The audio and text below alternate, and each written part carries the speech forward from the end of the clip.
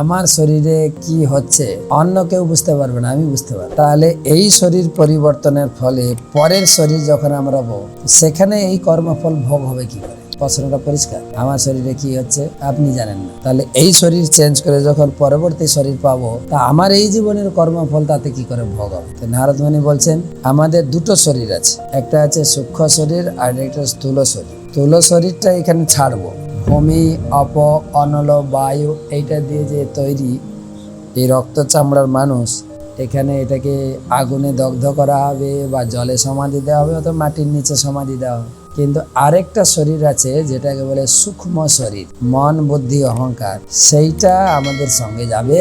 আর তাতেই সবকিছু কর্মের ফল, বাসনা সবকিছু ওর ভিতরে আছে। ওইটা ওখানে গিয়ে যে শরীর পাবে সেখানে সেই শরীরের মাধ্যমে লাভ হবে।